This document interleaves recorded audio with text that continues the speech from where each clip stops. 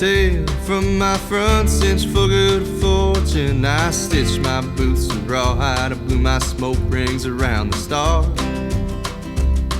That Barbie Mustang, she done her best to buck her packs this morning. Ain't she just as green as I was, bedding board, dark and dark. Yonder come my love upon a horse as light as morning. Those silver swirling shallow splashers, spurs so cold and sharp. We turn our backs on the tamaracks, heeding winter's warning. Ain't they just as green as I was, bedding board, dark to dark. They turn. Howdy there, I'm Matt McKinley and we're burning daylight. Well, howdy there, daylight burners. Happy Wednesday. Almost through October. Getting down to the nitty gritty of election season, thank God. And kind of getting towards the end of fall works for everybody, and that's also a good thing. Yeah, it's been a busy couple weeks, but we'll get through it. We'll get through it. George came back to talk about the markets and a little bit about what's going on over there at Loma. And it was a good show. I think you'll like it. I always enjoy visiting with old George. So before we get into it, I got a couple sponsors to tell you about because they helped put this thing on the air. First and foremost, we've got Stetson Ranches up in Fromberg, Montana. Stetson family is a great family, great bunch of people. Long-time ranching family, multi-generational, and they're working on building a legacy type operation up there in Montana. And they're going above and beyond trying to make this thing sustainable from an economic and a conservation standpoint for multiple families, for many generations to come. And to do that, they got to diversify their operation, and they've done that for sure. They've got some industrial hemp getting in on I think they're one of the early adopters of just the hemp business in general. There's so many different products you can make with that stuff, and it's well, from what I've been told, I have no reason to suspect anything different. It's a very, very tough, just a very good product all the way around. They've also got some of the best quarter horses you can buy right now. They've got a really, really nice string of brood mares that are they're out of some of the best bloodlines that the quarter horse world has seen. We're talking old school foundation branch type bloodlines, but these mares they're big, thick, athletic, heavy boned. Good disposition in mind, and they can go any way you want them. And we're talking just some really some really well known foundation lines: Anpar Bar, Two Eyed Jack, Peppy Sand Badger, Doc Bar. They got them all on their papers, their registration papers. They're not 8-9 generations back, but just close up, good minded horses. You'll be pleased with them. They've also got a pasture to table beef program that they're offering to you, delivered to your door. Stetson Ranch, prime beef, prime every time. They've got registered Angus cows and registered Hereford bulls, spitting out a F1 Black Baldy Cross calf.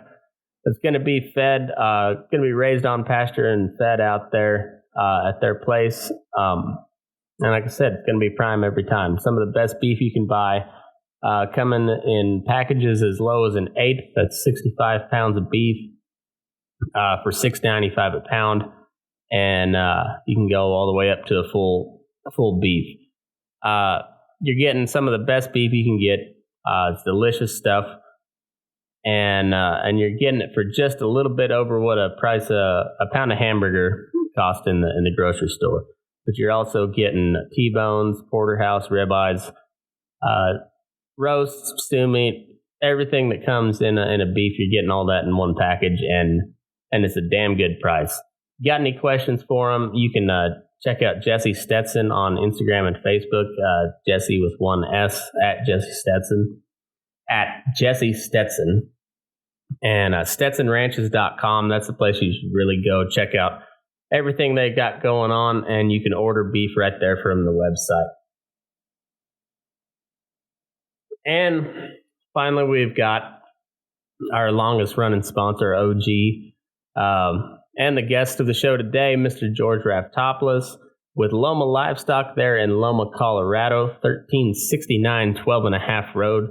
Got 2 sales coming at you every week through the fall. Monday with the feeders, Friday with the cows and bulls and the miscellaneous type stuff. Had a big one last week or this week, and they're looking to get through the fall with quite a few cattle. George is doing a lot of cool stuff. You'll hear about it later on, but just a really cool operation, a good friend of mine, and I'm glad they're part of the show. You got any questions for him, you give him a holler, 970-858-9988. Check him out online, lomalivestock.com. We're on Facebook, Loma Livestock, and Instagram as well. Make sure you go give him a follow. And if you can't make a sale, well, I don't want to say we hate you, but I'm not going to not say it either. So, that's all right. You can make up for it. Head over to dvauction.com and click on the Loma Livestock tab, and you can watch the sale right there, and you can bid if you'd like. Pretty cool deal. Great bunch of people, and great bunch of sponsors. And along that same note, starting in November, go all the way through November. Depends on how many we get, maybe into December, but we're going to do Small Business November. Christmas is right around the corner, and everybody's looking for something, and everybody talks about how they want to support local businesses and small business and American-made products, and I agree with that 100%. And with the COVID and all the nonsense going on, the economy is really taking a big hit, and small business is bearing the brunt of it. So to do my little part, whatever good it does, but go over to my website, burning-daylight.com. Right there on the main page, there's a form you can fill out if you'd like to take part in Small Business November. I will read an ad read for you. If you submit your business, tell me what you do. What do you like me to say? Send a couple of pictures of what you got, and I will do an ad read for free once for the month of November. If you'd like to send something to showcase it, that's fine as well. I'll get back to you with address and whatnot, but not required by any means. Just anyhow, I think it'd be a cool deal for the holiday season. So go burning-daylight.com, sign up if you'd like. And on that note, let's get into the show. Weekly-ish cattle market Raftport. For today is Tuesday, October the 20th. You'll be hearing this on the 21st. Yeah, I think we're in business. In the business of what? I don't know, but we're in the business of something or other. Yeah, exactly. We're going. Business is booming for someone. Oh man. Yeah, it's been a wild couple of weeks, huh? It has been a wild couple of weeks. It's been crazy, and it's just been hard to get a hold of. And like the next couple of weeks might stay kind of a little crazy. We're gonna get a little cool down, which will be nice. Yeah, it's still been getting up into like 75 to low 80s, but shit, we've been like right before, like right as the sun's coming up, it's down to 31, 32 degrees. So pretty good temperature swings right now. It's cooling off at night. Yeah. And I mean, that's kind of like, it was hot, but it's kind of, the cool down might help us too. I don't know, like a lot of, like getting a little cold weather on those calves helps them, or it helps buyers want them anyways. Yeah, for sure. So, yeah, we got a few people listening now, but you had a big sale yesterday, huh? Yeah, man, 1,937 head. And it was yeah. It was cool. It was a big one for me. I know a lot of these sale barns right now, probably, the bigger ones, they're having 3,000-4,000. They have some of that. But I mean, there's big runs, but that was a good one for us. And first big one of the year, kind of getting stuff lined out and rolling again. I mean, it happened on a really hard down day.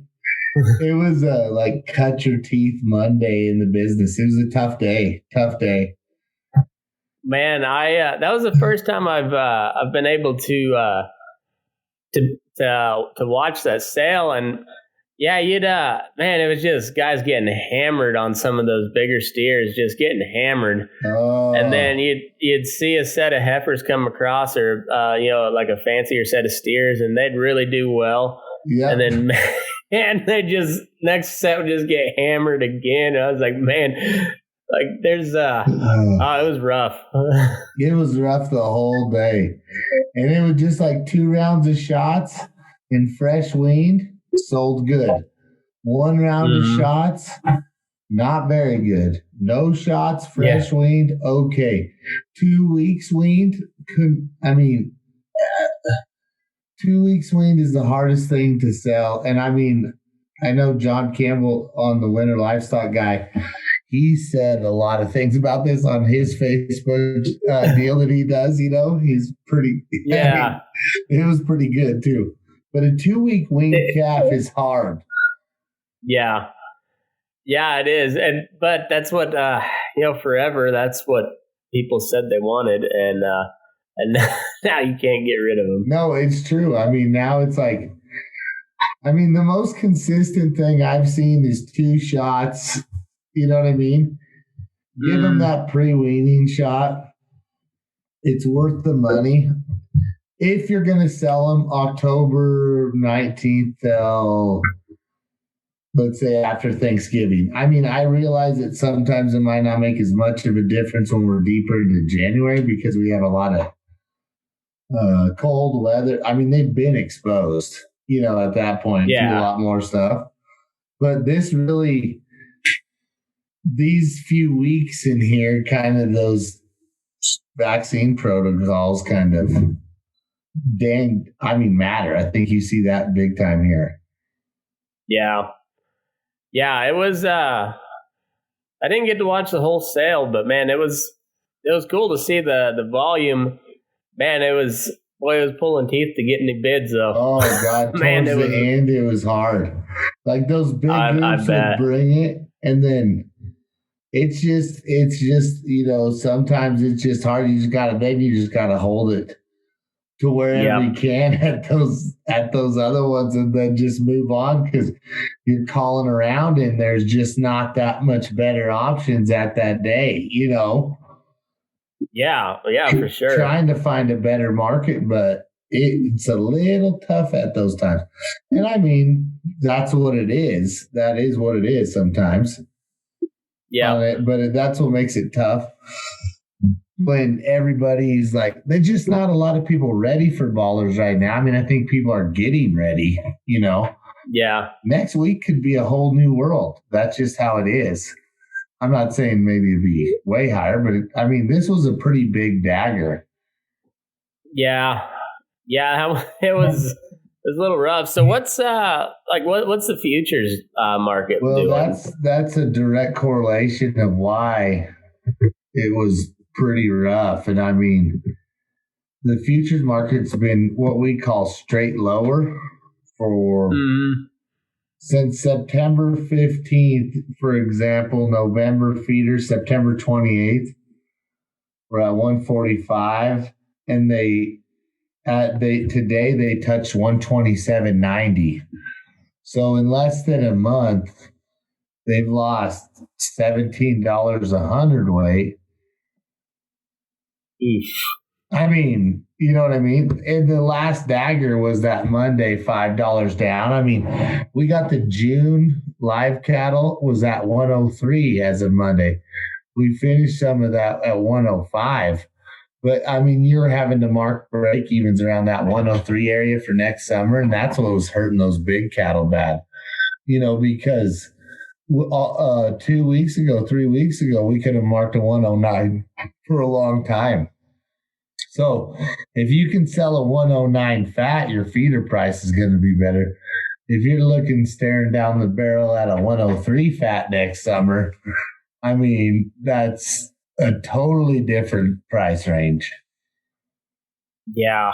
And it can move fast like that. I mean, when shit's adjusting and now they've moved these limits, so it has the capability to move pretty quickly. Yeah. I mean, and I mean, that's why I still go back to promoting a hedging strategy because of this.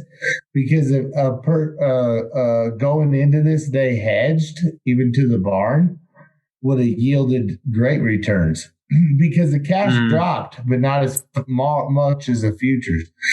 I mean, we were down. Don't get me wrong, but I think they were down. I think Oak City was called 10 to 12 lower, and it just started and away we go like that. But the futures actually hammered it harder. And I know it's kind of a little bit confusing to wrap a guy's head around, I mean, because from September 20th, 28th till now, look at how much that futures position would have made, And yeah, this year's a little different, I know, because the volatility is just a little bit more for reasons. Long list of them. So yeah, there's a laundry list. The thing you can only do on those kind of days is have good customer service and take care of the cattle. Make sure the cattle are filled, make sure they're presented right as much as you can. Yeah. I mean, because a bad market in your Gantt hurts more. At least if you, try not to fill them up too much, but at least care, make sure they got their everything presented as well as you can for the customer. Yeah. And we make mistakes doing that too, as much, but as little as we can, because it just goes back to show you can't control the market. I mean, you're not going to control Pelosi and Trump making a deal on the stimulus or not and downing it. There's just a lot of variabilities in there. And this was just a hard week to start it out. But I mean, as far as Tuesday goes, we kind of picked it up a little bit on the futures. But there's a lot of cattle to trade. That's the whole thing. There's droughty everywhere. Corn is tighter, which higher corn is going to lead to higher cattle. That's going to be for sure. It's just going to take a little longer. But corn's tighter, so our cost of gains are all of a sudden, the same week the feeders got hammered like this, the cost of gain realization is starting to be put into break evens. So say 75 cent cost of gains is now lurking into 90-cent cost of gains. Well, that is really, it's a whole different world. Especially for a bigger calf and when feedlots are full and stuff like that. I mean, there are reasons why it happens. A cold cow market, pretty weak too. I mean, like we are mid 40s, some cattle going back into the countries at 52. I mean, I heard some places pretty much staying around there this week too. We'll have our cow sale on Friday, but a lot of those are hitting the market too. So, and hay on the front range is like $260 a ton. So everybody's making some of those, hey, let's cull them or, Yeah, it's a tough time. I'm feeling come January things will be a little more stable.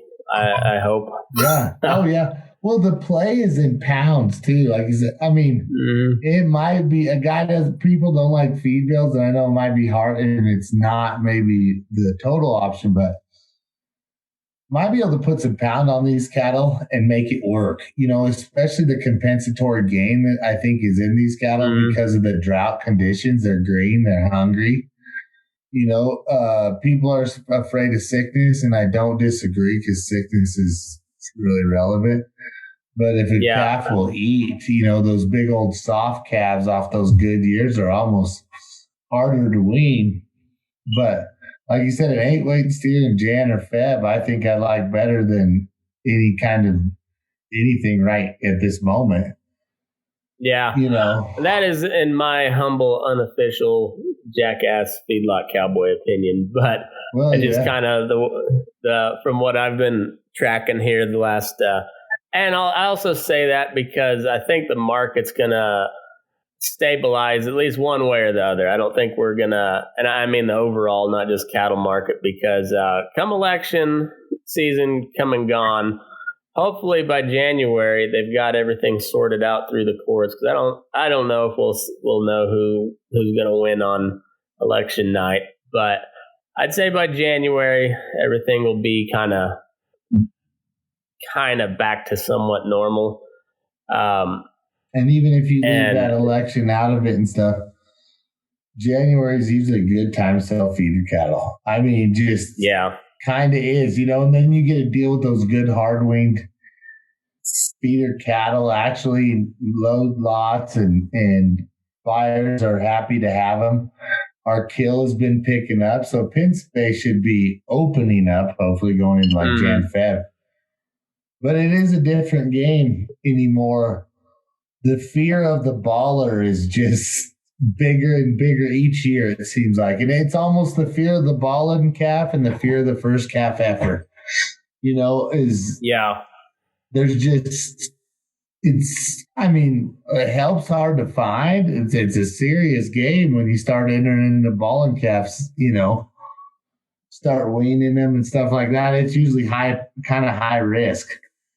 Or high pressure. If it's not, it's high pressure. Yeah, absolutely. Well, how did the national, I guess regional cattle sales look? Just like the high plains and the northern plains, southern plains, all that. Well, I haven't been tracking heavily the southern plains. From what I'm looking, it's pretty much all. I mean, it took like a straight 6-weight. We were like high at 37. I think a lot of those front, like maybe Torrington might have been 42, 38 to 42. Salina was about par with some, they're still going right now. La Junta, they had some ups and downs. It's just hard to peg it because you could come in with a big group of cattle and it could be 5 p.m. and it'll bring the money. Okay. But even at 10:30 in the morning, if there's a group of cattle that they don't like, people don't like. And the thing is, it's not these cattle are getting singled out for any other reason than they have more probability of getting sick and dying, and that does not ever work on the bottom line in these guys' opinions. But the probably the less vaccine you have in them going into the sale is probably going to be pretty relative to the discount in prices that you're going to take. I mean, it's as much as $20 a hundredweight, almost all the way to what they would call zero, because some guys won't bid on them. They just won't take them, Yeah. So it's just making you go to a weaned calf almost, figure the producer figuring out a way to wean his calves or somebody else, And I'm not saying that you shouldn't sell your calf off the cow, because I think that's still a great program. I'm not even saying it's not a great program when you're not vaccinated either, because I don't know the cost on the operation of people, so everybody's operation is different. But I would say if you could, by all means, get 2 rounds of modified live in them. Well, that makes a big difference on my end, I can tell you that. I mean, we take them of all stripes, but I know if we'll pay a little bit more for them vaccinated calves, so we don't have to run a shot of Mycotil in them or anything. Yeah. We can hit them with a booster when when we process them and not have to worry about mass treating, because whether you're doing Zuprevo, Mycotil, or Draxxin, shit adds up pretty quick. Yeah, like once you mass treat, you don't want to lose any, because you're giving your 17, and at least when you've got a vaccination program, you can hit them with that booster and then wait, at least give yourself a shot. Mm-hmm. And it makes it why the market is how it is there is because that's the true market. Like the vaccinated calves do better, like coming right into the cell balling. Like a weaned calf, is a little bit different because you're taking them through that sweat. So yeah, the vaccine program is important, what you kind of put into him, how he was handled, but a lot more demand after 60 days of weaning, Yeah. Yeah, for sure. A lot less trouble. Yeah. So I guess on the policy side of things, I don't know if there's been any big moves in like USDA and stuff here lately, but I know that the Justice Department just hit JBS with like 200 and let me find that article real quick. It's $280 million fine over foreign bribery charges, which seems kind of strange what they actually hit him with, because the way I initially understood it was bribery to U.S. officials, but apparently it was bribing Brazilian officials in order to get loans to buy, Swift and Five Rivers here in the U.S. And somehow JBS got charged in the U.S. over that. I'm all about them having to pay some fines, but I would like to know how many of our officials they bribed as well. I mean, who the hell knows? I don't know a bunch of like this is the first time I read it, so take that with a grain of salt. Just breezing through it almost seems like it was a plea deal out, Hey, we got this deal, but hey, you have to admit for manipulating the market or whatever you did back in Brazil. The other thing is this price discovery thing that I've read a little bit about this week. That is something, it's in there, like NCBA's presenting this one. Let's see. So this is like 75%, pretty much like cash needs to be 75%. 75% is what NCBA is saying? Well, yeah, this is a letter from NCBA that I got from this broker. Really? That's a drastic change in policy position from just a couple months ago, ain't it? I mean, I don't know. What's your email again? Matt at burning-daylight.com. Yeah, I mean, it's not bad. I don't know what to. I don't really know what's going. I have literally lost track in a lot of this policy stuff, trying to survive in the actual marketplace. Well, and I don't think there's much policy being. It's just kind of like edicts and mandates here for the last 6 months. So who the fuck knows on any of it, really? I just don't know at all. Like, oh, what? But it's just insane. It's no wonder that like the markets have been so up and down and all over the place. Cause I mean, there's just nothing, there's nothing consistent at all. No, there isn't. And I mean, I'll tell you, there's this guy. I went to, like, he called rodeo this Trey Wasserberger, and he's been kind of on the front line. You know what I'm talking about, right? Yeah, I don't know him personally, but I know who he is. I know he's been on the kind of the front line of a lot of this stuff, and I mean, I think he's getting some good works done. And I did read briefly on an interview he did. I don't know what it was, but it was written out. But I mean, he said some good things in there, and I don't know if this thing is the thing that I kind of think that's probably surprised me the most, if I wanted to be honest, is that this is still going forward, that there's still talk about this. They haven't let the issue die, you know?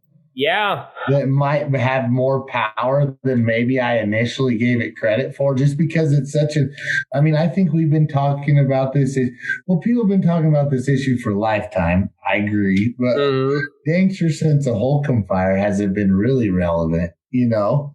Yeah. Yeah, it's, I know, because what was Corbett Wall's deal was 30% cash traded, 14-day delivery, and but that was at every facility.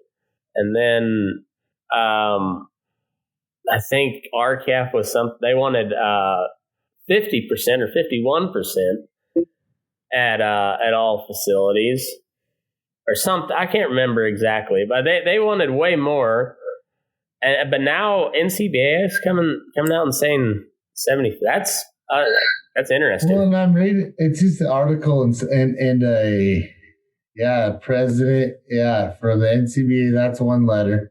Another video, attorney Harriet Hagman. Reality: the U.S. beef and cattle industry is safest in the world. We're importing our problems.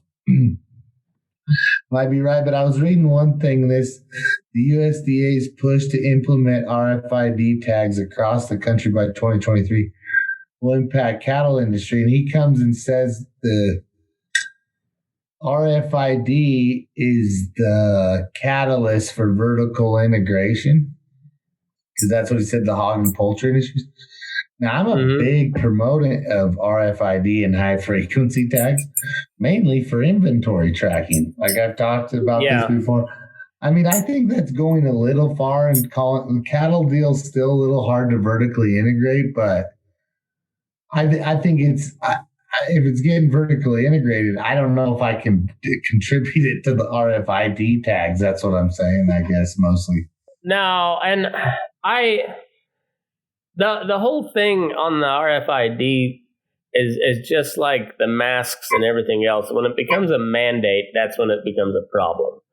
Up until then, if it's a voluntary market-driven deal, then that's fine. But it's when it becomes a mandate that's a problem. Oh yeah, but the thing, market-driven deal, exactly. Well, it's a little bit hard. I'm a little bit on both sides of the stick there, because it's such a global market when you come to commodities. And it's easier to get export business when you can tell them where they came from. And just like I did a project back in 2008, people want to see where their food comes from. How are we ever going to get this so-called story to work if you don't get some way of tracking it? I'm not saying still keep track of it in your IRM notebook. And this is definitely not a government tracking device. I agree with you, not mandate it, but I think there's quite a bit of opportunity to just, open it up to like the balloon beef demand with some kind of functional storytelling, I think so too. That's like we got really heavily involved into commodity cattle, and then from there branched out to the branded beef program. But it makes it way easier for an individual guy to market their beef on a different plane. When you have data to back it up, and and Well, how do you want to traceability. do the very next line is what can cattle producers do to try to avoid vertical integration? Well, they can pass MCOOL. Well, how the hell do Yeah. you instate MCOOL without a way to trace the cattle? Mexicans have an RFID tag. It's all the same because there's a country code. It's called a country code because it's a global game right now. And whether you think the government's watching you or not does not change. They are. But it doesn't. They already are. They already are. But it doesn't change the fact that Brazil's a huge competitor. All these guys are just producing more and more. Yeah. I like to think that my NSA agent is a first generation immigrant just trying to make a living. His name's probably Jose. You think we all got our own personal NSA agent? Well, I probably not. I don't. It's a funny. That might be why there's so many illegal immigrants. Is they're all NSA agents assigned to us personally. They got an awesome way of communication. I tell you, I don't. I just think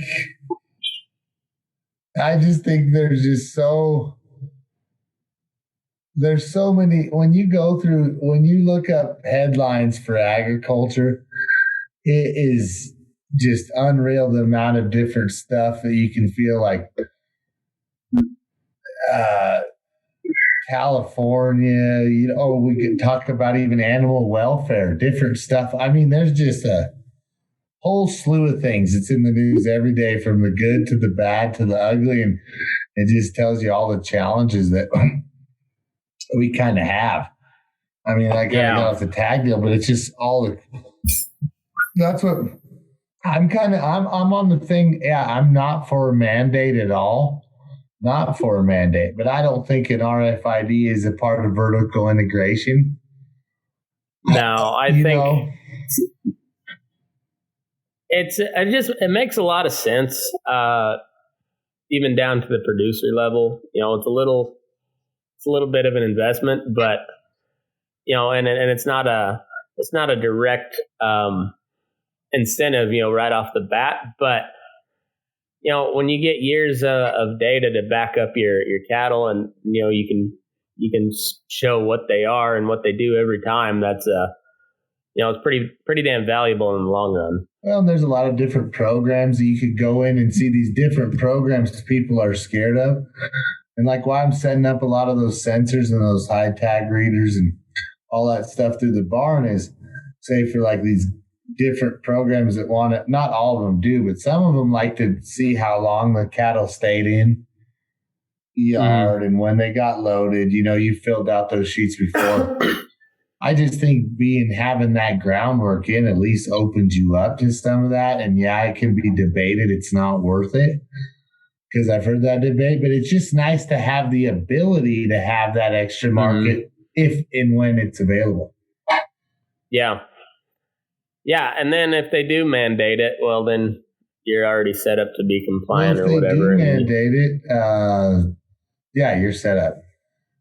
And I mean, if they do mandate it, I think the next debate will probably be on the animal welfare side and branding. Yeah. Because if they mandate it, then that tag is tied to the owner all the way through. And I don't know if, you know what I mean? Because, I mean, brands aren't even. So I don't know how that goes after that. But I'm sure it's a continuation of a bigger term picture after that. Yeah, it's I think it's like from how you're implementing it, I think it's a good idea. I really do, because like you said, and I've preached on here at length that we're really good at doing our job, keeping cattle alive, and making sure that you got a big, nice, healthy calf at the sale. and everything. We're good at the animal part of it. We're very good at, or not very good at the storytelling part and the marketing aspect. And I think just helps you tell a story a little bit better. And I don't know, that's what I'm all about, is telling good stories. So yeah, exactly, dude. I mean, I think that's part of it. And you go back to what we're seeing today. Hey, if you have a story to tell when I'm bringing those calves in, a story with the group and 2 rounds of vaccine and stuff, right now that definitely is bringing the most money. Hey, there's another level down with just 1 round of vaccine, and the calves could be genetically par, and you're going to get $10 or $15 a hundredweight back because of that, especially in this time frame. I mean, I think we've seen it for a few years now, I guess, in this 6-week time frame. It really helps to have 2 rounds.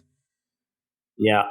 It just it really does. We're dealing, like I said, we're right down around freezing at night, and then getting back up 80 or better in the day. This is big time temperature swings, and the cattle, it's a little rough on them, so they got a little extra booster that sure goes a long ways.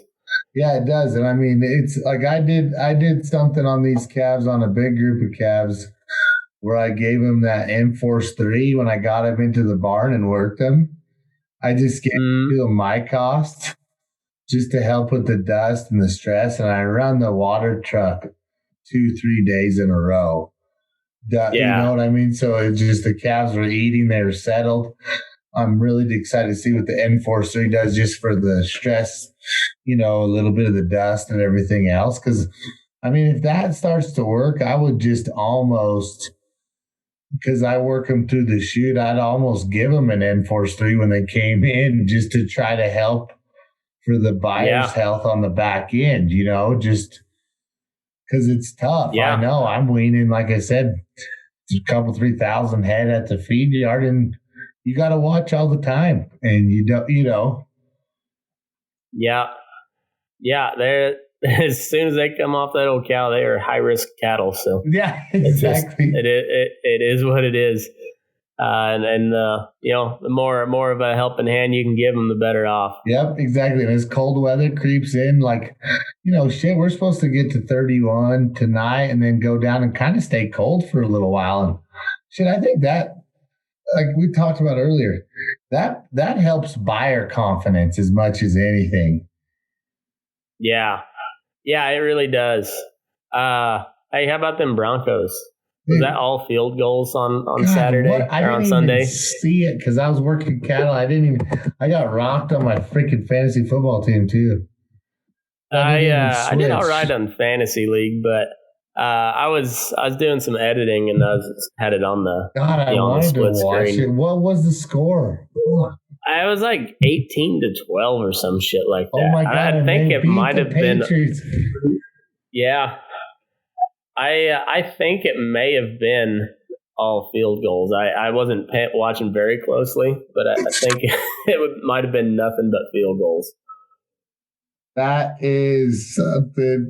Well, they could be like the New York Yankees that were started off really shitty then came back hard. Yeah, maybe. I just don't. I don't know. I really don't know about them. The Dodgers make it in the World Series. Is that what I heard? Yeah, I think so. And I think it's the Dodgers and the Rays, maybe. Oh, that'll be. Does Kershaw finally get a ring now that there's no crowd? Got hurt. Yeah, I think Kershaw got hurt, and the Dodgers are winning 8-3. Oh shit! Yeah, they're already playing World Series now. Yeah, that's what I just said. Huh. I've not watched a single game of baseball all year. Me neither. Been a weird fucking year. It's just been a weird year, dude, and it just won't. It won't. Have we? It won't. Have we seen all the? No. Have we seen all of the October surprises yet? I don't think we have. No, I mean, I'm just about ready to be over it and just to hole up, but I can't. And I don't think we have seen, but I think we're gonna like. You know what? It's been really hard lately is to judge volume too on what's going to actually show up to the sale. Yeah, Between market volatility and weather, just in the cattle market, that's enough. We got snow coming. That'll help gather. But I don't know what volume's going to do because I think everybody's head's in the TV set. I mean, you can't make a logical decision like that. No. And like I said, what I was, I guess maybe I should clarify on my point. From a policy standpoint, there really is no policy being made on any level. It's, the USDA, I don't know what the fuck they're doing with COVID protocols, which I really wish Trump would just go full ham on for the rest of this election season. Just be like, fuck COVID. I beat it. It's not that bad. We're moving forward and just go ham on it. But I don't think he's going to quite go that hard. But he's been going pretty hard here lately. So I don't know. He's going to go hard and he's going to pound him, dude. The only thing I'm not going to disagree with how long it could take if it's close, but I think Trump wins and handily. Yeah, the more I look at it, and the more I listen to some people that actually follow the polling data and shit, I think it's going to be a pretty big landslide on the electoral college side. I don't know how on the popular vote. And who the fuck knows when we'll, hopefully it's just a big enough, lead on election night that it just gets called one way or the other. I really don't think there's much way that Biden's going to win. I just don't, I don't see the support for him, no matter what the polls say that they keep shoving down our throat. I don't see it. No, and it's like I'm telling you, it's the polls are just unreal. They're so weighted towards, like, I got this sweet thing on Bloomberg, and I mean Michael Bloomberg, great platform, but how can you believe a lot of these polls that and the shit that he's they're saying what? No. Biden's up 18 points in some polls. Yeah. And in what fucking world? Let's say that he does win. There's no fucking way he's winning by 18 points nationally. And they're saying some of these swing states have more Republicans mail-in ballot than or comparable. Yeah, they said that Republicans have higher registration numbers in Pennsylvania, and that's a big. It comes down to Pennsylvania, Ohio, and Florida. Those are the three big swing states, and if he takes 2 out of those 3, I mean it's over. But he's likely. I think we're gonna do a prediction show on Thursday we'll go state by state predictions. Ooh, you want in? Yeah, put me in. Put me in. All right. We'll have you on Thursday. What do you say? See the Pennsylvania? Yeah, and they got Biden up by 20 in Pennsylvania in one of these polls. Give me a break. Up by 20. I just think that's ridiculous. But hey, Biden had a golf cart parade the other day. There was 7 old fucks in their golf carts with Biden flags. Oh my God. I mean, when you see that versus Saturday in Carson City, which, just an hour from here, they said 13,000 at that one. Was that with Donald Trump Jr. at the sale barn, or no? Was that in Fallon? No, that was in Fallon a couple weeks ago. I bet that was cool. Yeah, I didn't. I wish I could have made it over there, but I saw pictures of it all over. It's pretty neat. They had a whole bunch of semis there with the Trump flags going, and I'm not so much into that, but it was pretty neat to see. Like, they were the turnout. I don't know how Vegas is going to vote, but I don't think Washoe County, where Reno's at, I don't think that goes for Biden. I think Trump wins Washoe County, and I think it's going to be close enough down in Vegas because people hate the governor here with good reason. Yeah, and I think, but I think it's going to be close in Vegas, but the rural counties in Nevada is all Trump. Like, he might get 100% of the vote in some of those rural counties. I've never seen as many banners. Me neither. So, never seen that many. And how's it relative to the cattle market? Just the tranquility will put a lot of. I mean, this volatility has just popped hard the last 2 weeks. Hard. Yeah, and that's kind of what we've been trying to get at is, like, it's kind of a volatile time of year anyhow, especially when you throw a pretty widespread drought into the mix. But then when you have an election year, that adds to it. And then when you've got Trump involved with anything, that adds to it. And it just leads to just a schizophrenic cattle market. I know, to put it lightly. That is to put it lightly. I mean, the chart will just amaze you. It's just been pretty much steady down for 2 weeks. Yeah, it's wild, but that'll happen. It'll go up like that too. You know what I mean? Yeah, it will. And we're gonna get some moisture. It's looking good. The one thing about droughts is they always end. Yeah, every drought ends with the rain. Regardless of what all these, climate change doomsdayers say, it will rain. It will snow. It's going to.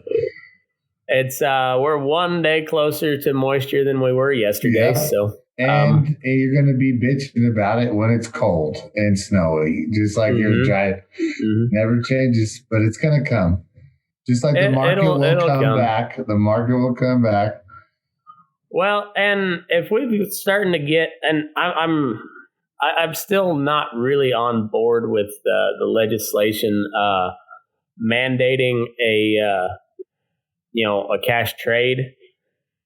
However, that means if even NCBA is getting on board with that, that means that there's been enough outcry from the bottom that the squeaky wheel will get grease. And the wheels staying squeaky. I have to admit, I'm impressed.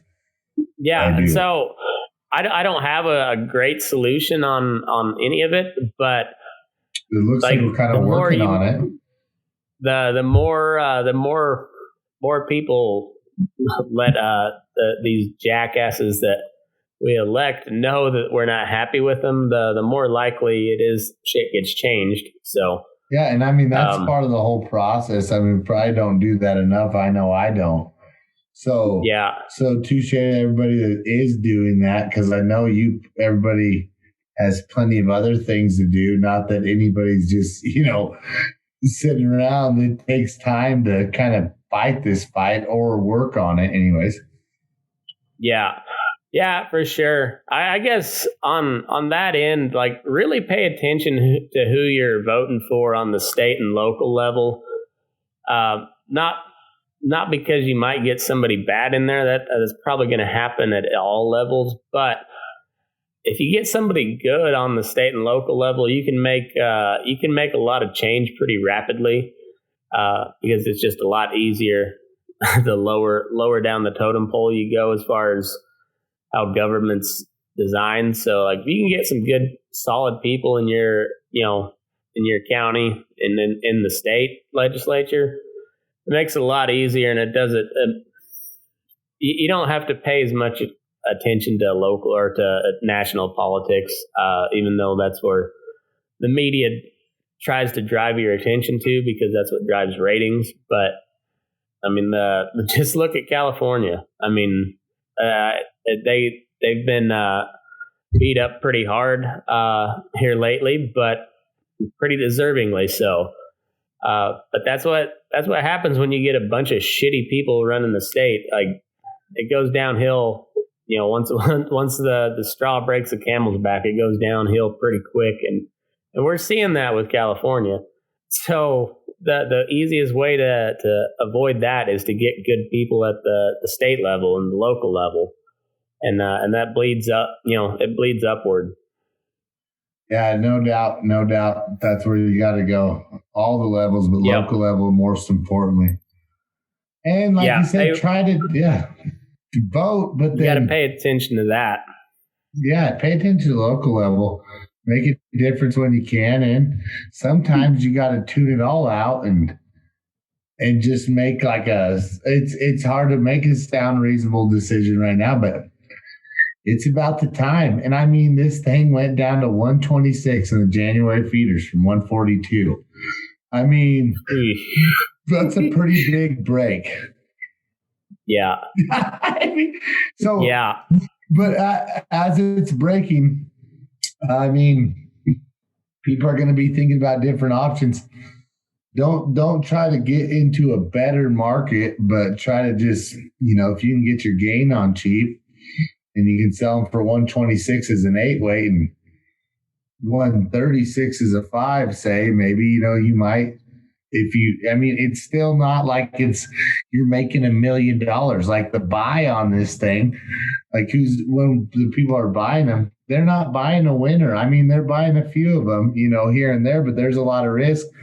If there's margin in the cattle right now, there's some risk in them as far as health. And if there's no risk in them health, then they're pretty much buying as much as the futures will allow against the hedge, Yeah. Yeah, it's but it's gonna when it breaks like that, it can come back like that too, but it'll take the stairs up. Takes the elevator down, stairs up. Yeah, but I don't know, I guess for the last several years it seems like that's kind of how it's been, because the market's been, even during the Trump years, his first term, while the stock market was kind of on a steady rise, the cattle market, it would drop sharply, but it usually recovered fairly quickly. But like you said, it was stair-stepped, and never recovered to what we'd like, obviously. But it's, I don't know. I think we get through this election season and we figure out what the fuck's going to happen going forward. Get to some colder weather. Yeah. And and hopefully we get some moisture. We don't not just get absolutely just shredded with moisture, but if we get some good snowpack up top, and and you get some good moisture across the Midwest, and and it's looking good for corn in Iowa, and then you get good snowpack up top, you're looking into having some good grass in the spring. So yeah, I mean, it's just getting nice, and whatever. It has been dry, and that's no secret. Everybody's hanging on for dear life, but we're almost there, and it's going to get cold, and I guess we'll start saying that in the spring, just like you said, in the springtime, how long does La Nina persist? Yep. But hell. Yeah, it's it is what it is, but there's always like I said, there's always something to look forward to. We're one day closer to moisture than we were yesterday. Yeah. We're one day closer to a booming cattle market than we were today. So. Yep, exactly. So, and there's always options. When the market falls, if there is an option to feed them and get them bigger, or you can take them to a yard, put some weight on them, It might not be bad to look at right now. You got to deal with the scenario that's presented. Play the cards that are dealt. Not one person's big enough to move the market. So all of a sudden, the variables for making a decision are changed. So I think you got to change with them. And start checking with some of your local packers. See if they've got a slot, 6-8 months out that might fit a steer that you possibly feed out. If you can get them in, not going to hurt to hold a couple back and feed them out. Sell them directly. That'll help eat into your losses for the year. You can always make. Else? You got to figure on if you get that CFAT money, put that on top of your calf price, and it doesn't look that bad. And that's what it's for. Because cattle took losses this year, in a brutal way due to this COVID, which they shut down the whole economy like a light switch. So, put that on top of your calf prices and move on, and let's go to next year.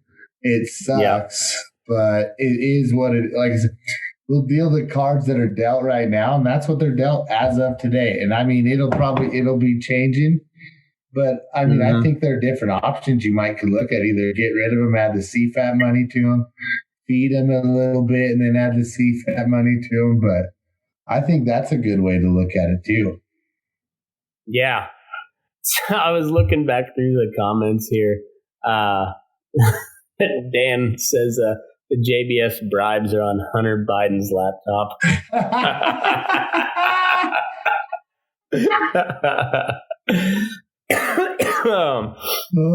And Adrian, I've done some research into the Global Roundtable for Sustainable Beef. That's some spooky shit. I don't buy the whole part about NCBA being a part of a global cartel to get rid of animal production, which is kind of there's a lot more nuance to it. I've done some research into it, but that's kind of the broad picture. Sum it up in one sentence for the conspiracy theory out there. I don't really buy into that. The NCBA's got a lot of good people that are members. The leadership I don't particularly care for at all, but there's a lot of good NCBA members, and at the end of the day, the NCBA wants to do good by the packers and the producers. So they're walking a very they're trying to do an impossible job, I think. But yeah, whatever. That's kind of some of the arguments against the RFID. But like I said, as long as it's a voluntary deal, I'm okay with it. I think it's a great piece of technology. I think when we get into any sort of government mandates, that's when it gets a little sketchy. How efficient is the government? The people are being so scared. I'm not even saying I don't want to do the mandate battle because I'm not a mandate guy. But I just can't see the fear in the RFID through the conspiracy theory. You know what I mean? Yeah. And maybe I'm not opening my mind up enough, but. Well, I was just getting ready to say, as a caveat, they could be 100% right. The government's done probably some sketchier things. But how do have you ever scanned? I have high frequency tags that can read from 30 feet out. Okay. And then the low frequencies, you have to be on their ear to hit it. Are they thinking they're gonna fly drones over, scan the tags? Be there someday. The high frequency that will be there, but yeah, I don't know. It's I think they're more worried about NCBA and the beef checkoff being in cahoots with the World Wildlife Foundation and what's the other? But I think why World does it Wildlife have to Foundation. be thrown in with the RFID tags? I mean, I get what they're saying, and the NCBA might be in cahoots with it. I'm not saying the NCBA. I'm their biggest fan of their deals, but I think there's a totally market based scenario here, non-political, non-conspiracy based. Leave NCBA out of it. The customer is going to want to time and see the people are raising it. Okay, I mean, that's all I think about it. I think you're 100% right there, and like I said, when it comes down to mandates, I'm not for them in any way, shape, or form, and but as on the individual level, if you choose to voluntarily do that, like George has done, I think that's a great job because it's an excellent tool. Just like any piece of technology, it's how you use it. And I think when you're on your end, when you're trying to not only provide information to the buyer but add value to for the seller, that's a beautiful thing, and I'm 100% on board with that. No, you're right. And then I mean, I know there's a lot of different. Then maybe the premium doesn't get built in at all, right away. But I just think like the conspiracy theories where I have a little trouble with it. Not that I'm saying it's wrong. I'm just saying I don't think it's directly tied to the RFIDs. It might be true, but I have a hard time with that because there's so many cattle moving so many places. But I'm kind of on the same. I dabble in conspiracies pretty heavily, and I'm having a hard time getting on board with that one. Well, here's another thing. I mean, I guess as far as traceability with diseases, I think there could be a case that even though you're scared to have it traced back to maybe your place, there could be a industry-based plays where the quicker we trace it back, the quicker the market stops downflowing, or the quicker we gain back export customers. I mean, it's taken us from 2003 till now to build back the Japanese business from BSE. I'm not saying the RFID tag would have solved that. I'm not, but I think it's confidence. We've had a lot of like BSE different strain scares from then. It's not as scary, but I think a confidence in a traceability program would stabilize markets too. Yeah, I think you're probably right, but and it'll probably get to the point where on the price discovery standpoint, there's a good chance that a buyer coming through Loma Livestock is going to pay a little more on something that's got 2 rounds of vaccines. Well, that's for sure. And a high frequency tag as well, and then, and that goes for everywhere. Yeah, maybe. And then maybe you can put the NHTC or even the GAP4 program or any of these stuff that I'm not saying are right, wrong, or indifferent, but if they'll lead to a premium, maybe they're there. And of course the traceability in them if they're good feeding cattle, and high mountain cattle are really going to be, I think, turn out to be more valuable going forward, like this PAP testing, because they're starting to see a lot of high papping cattle won't grade. So if they have that pulmonary arterial pressure too high, so they'll technically have heart failure. And if they don't die while you're feeding them, they probably won't grade prime, no matter how many days you feed them. And it's crazy, but it's true. It's but there's a lot of options out there, and when you have all your data that tracks it back to you as the origin, there's a lot you can do with that. And when you have it, you can kind of choose your own scenario and differentiate yourself. Fits. And pick a market that suits you best, as opposed to just rolling your dice when you sell them. Yep. And like even those times when you're rolling the dice or you're picking a date and There's been times where there's people at sale barns when 9/11 happened. I mean, that you can't call that, It's just you go to pick a day. But if those calves are the best calves there that day, they'll bring the most they can that day. And that's all there is. Even if it's a video sale, it's that day. You have the decision to no sell them, but I think if you prepare your cattle the best you can for that sale day, and it's a group effort, I know that, and it's a little more work, but if you can, then you can't cut out the markerists. You can't cut out Bin Laden bombing or whatever the hell could happen, but you can make them present right, Yeah. Control what you can, and the rest will happen how it happens. Yep. Agreed. Well, man. I think we covered a lot here, buddy. That was a good show, and I got to load 10. I did too. This is great. I got to load 10 loads of calves in the morning at the ranch. Head out. Yeah, I think we got 3 going out too. So I gotta get going too. So good to see you, buddy. Good to hear from you. Burn daylight. Thank you, buddy. All right, see you, man. We'll see you. Bam. Coyote's tail from my front cinch for good fortune. I stitched my boots in rawhide. I blew my smoke rings around the stars.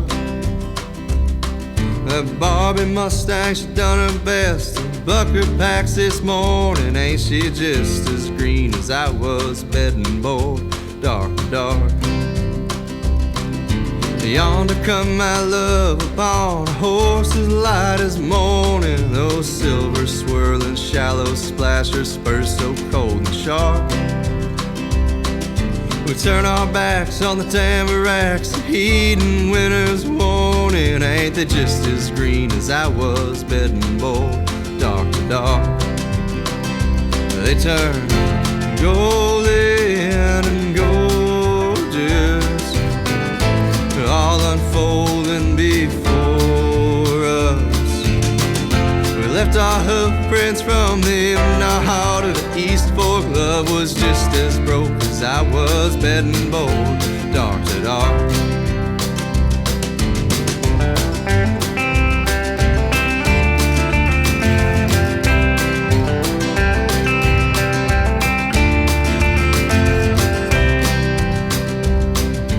Different kind of darkness came, as dark as a storm we're born in. I could not hold it all alone. I was hollow heart at heart. Them now heart was half frozen, honey. I was half alone. Then love was just as broke as I was bedding board, dark to dark. And I could claim I never knew you. Too much dust in my throat to sing those hallelujahs. I was way prepared, I held my witness mark. Love was just as broke as I was bedding board, dark to dark.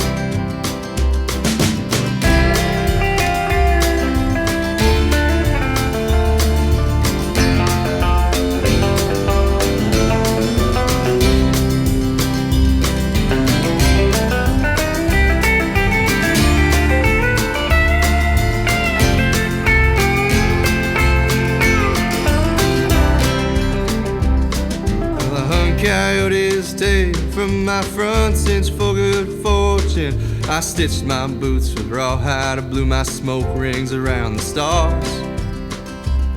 That Barbie Mustang did her best to buck me off this morning. Ain't she just as green as I was bedding board, dark to dark. Ain't she just as green as I was bedding board, dark to dark.